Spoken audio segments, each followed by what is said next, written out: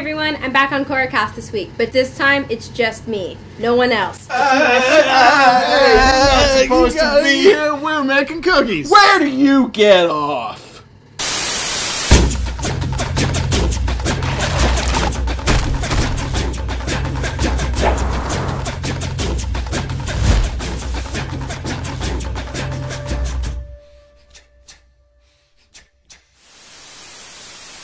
Welcome to KORRACAST. Today we're going to talk about the Ultimatum. We have Sean back this week, but somehow now we're missing Vince. We can't seem to keep all of our cast members together, so I'll be Vince, you be Sean. You be Vince, you be Sean. I'm going to be Sean again. You're going to be reprising your role as Sean from last week, okay. and you've got to be Vince. I don't have a hat. It's going to be hard. Well, we've already failed. Well, all right. That was all Nolly was. Next week, he contributed. So Sorry, Vince. Next week for the finale, we should have all 4 of our normal cast members back. We'll be doing a review of both parts of the finale. We'll be doing our reaction video that you guys seem to love so much for some reason. And you are idiots. It's just us watching the thing. know. Can you guys film yourselves watching KORRACAST and then post it on YouTube so that we can get your reactions? And then we're also on Sunday, August 24th, which is 2 days after the finale airs. We're going to be doing our second live stream. It's a Book 3 wrap-up. Join us and fans from elsewhere, other regions, to talk about the finale of Book 3, kind of unwind, and just have a good time, right? We're all going to have a good sitting time. Back. We're going to have a good time, I think. Fans from every region. So for more things, more information on the Book 3 live stream, go to facebook.com/KORRACAST, and we got all the goodies there. Take it away, Johnny.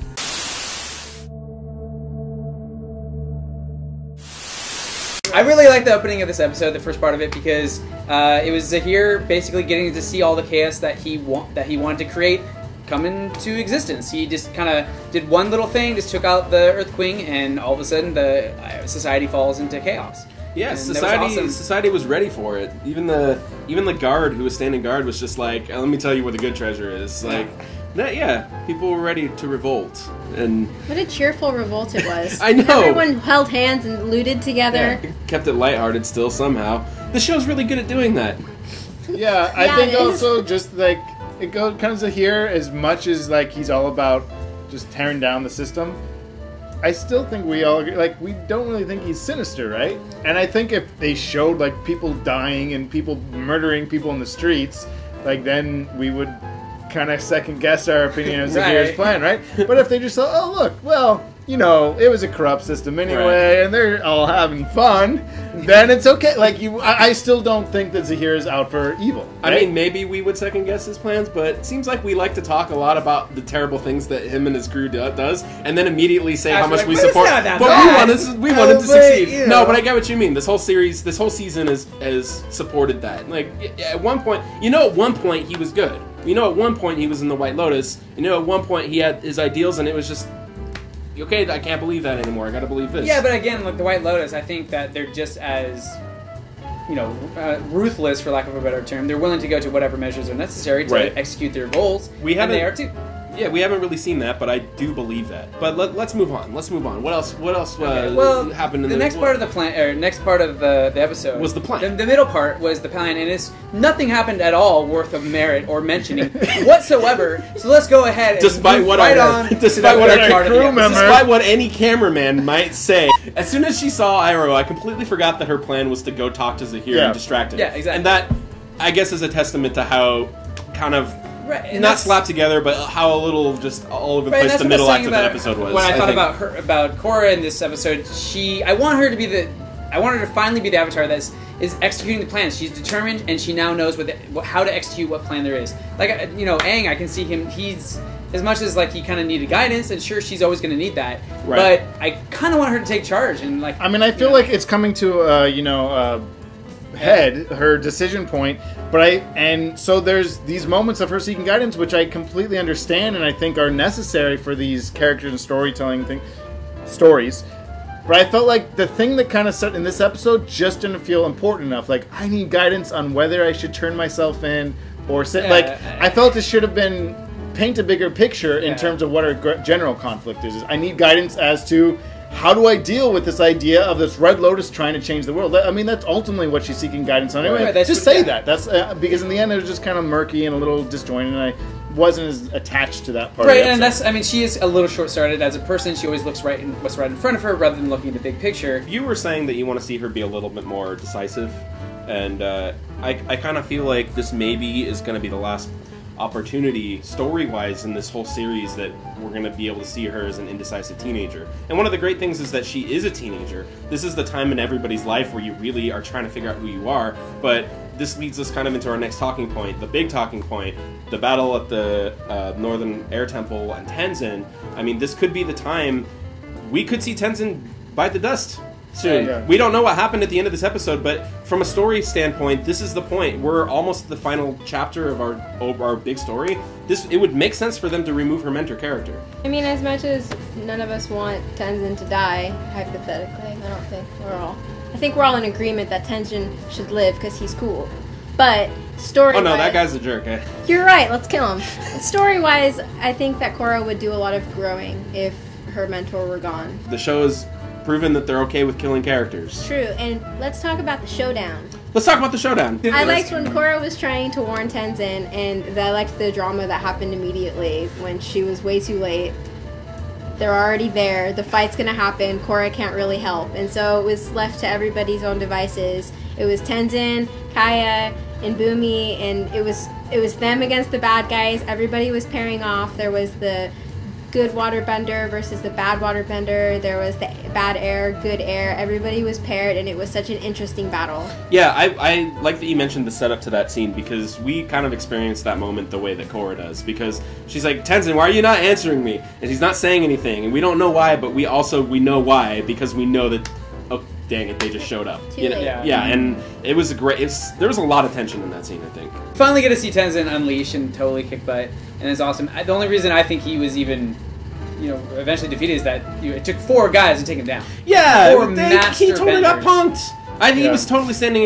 Everybody was standing their ground. It was a very impressive battle. Even Boomy, who's silly, by accident wins things. His style was way different from Lava Man's style. Scrappy fighter. And then there were the waterbenders, totally different in style, with bad waterbender Stephanie. Right. I mentioned this before, but how I'm consistently surprised by how interesting they're still able to make bending. But I think the Kaya versus Stephanie was one of those moments when she's got her frozen tentacles, and then Kaya breaks a piece off and throws it back at her. They're still, I think, waterbending the most. I think has really shined in the last couple seasons too. Is doing a lot like creative things with it. I liked how easy it was to visualize what bad bending is, kind of like an evil sort, because she was using like the icicles and hurling icicles, and if she had landed any of them on Kaya, she would have been speared. Yeah. It would have she been has that so whole graphic. blade like sweeping across. Yeah, like that's just gonna break one. Yeah, they make it a point to show that they're just cutting statues in half, and it really just a much more fierce. I like that sound effect. A very ruthless like water bending.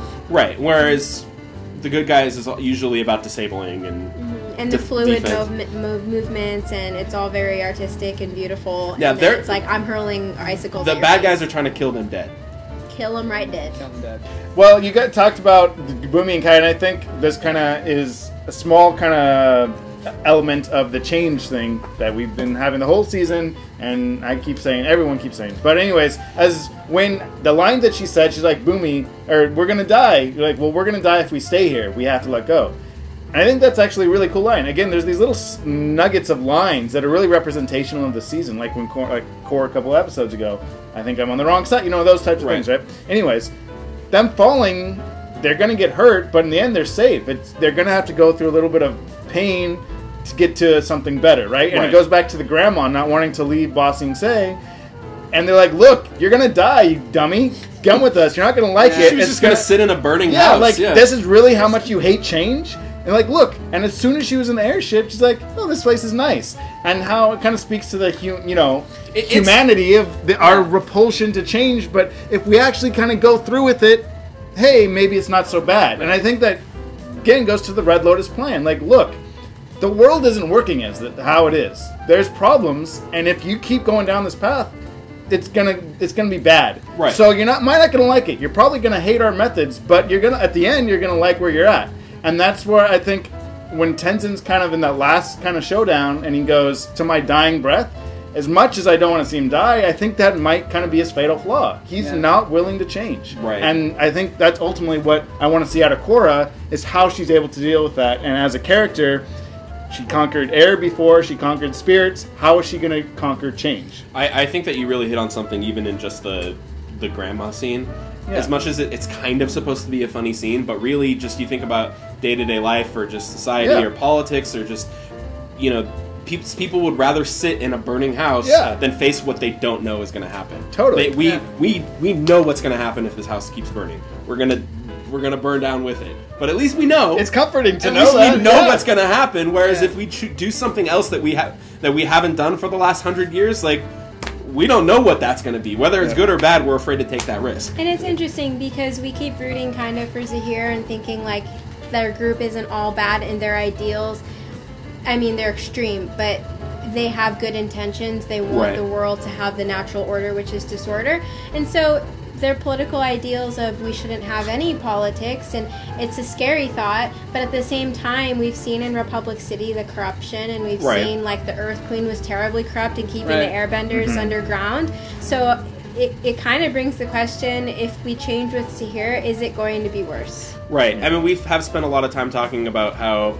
we kind of almost want Zahir to win. Like, we kind of, even though his group has done some bad things, we do kind of inside maybe want him to succeed. I think the only thing that I think the thing that will be their downfall is an internal struggle within the Red Lotus. I think that maybe they were hinting at that in the last episode when Stephanie is beating the guy up against the wall and Zahir says, "No, we're trying to help these people." I think maybe the one thing that could bring them down is all of them not completely sharing Zahir's ideals. One of them being, maybe one or more of them being more ruthless than he is, or being a little bit more selfish and not having that complete, total dedication to their cause. I don't know. So maybe later Cora might end up agreeing with just Zahir if the rest of the Red Lotus is disintegrated because they've had a falling out. Right. Then it wouldn't necessarily be Cora's gone with the villains, because it would be more of a truer point that Zahir's been trying to get across, and like you said, not hurting innocent people. Right. I think I don't necessarily see the bad guys winning. I mean, we've had such episodic seasons right so far. So for a while I thought this one, this will actually maybe I actually, now that I think about it more, this I could still have more of a conclusion to the season, in that they are defeated, but their banner may be taken up by Cora. Maybe they get taken down, but their ideas. Yeah, exactly. And that's how she embodies change. Like, I don't know. There's lots of possibilities and really interesting potential. I think that would be a very mature way to wrap up a story like this that's already been very mature and complex. I think I would like to see something going into next week's finale that is a little bit different, a little bit more controversial, and maybe something that not all the fans of this show are going to like. Maybe something that we'll actually really be able to talk to, and people will be split on, depending on how you feel, depending on what your ideals are.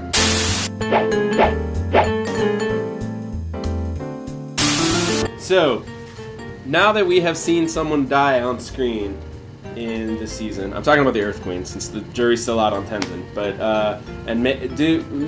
someone might be able to die, right? So people are thinking someone might be able now to it's die. Possible that they someone might get the chance to die. Okay, look, for viewer response, if somebody is going to die in the finale, and this is if someone's going to die in the finale, who do you think it's going to be, and why? And if you get the right answer, maybe you'll get a chance to die. Everybody. Why are they going to die? Why? Or how?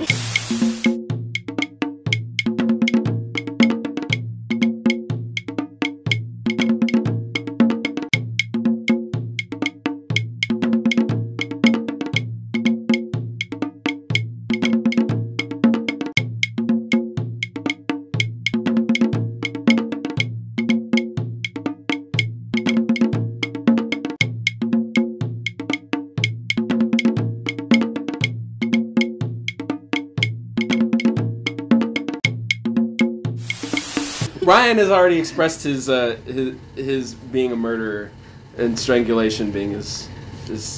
What if people don't remember that from last week? Yeah. I don't remember that. I don't even remember that from last week. I murdered 5 people since then. You don't remember all the things you said about being a murderer last week? That's concerning to me.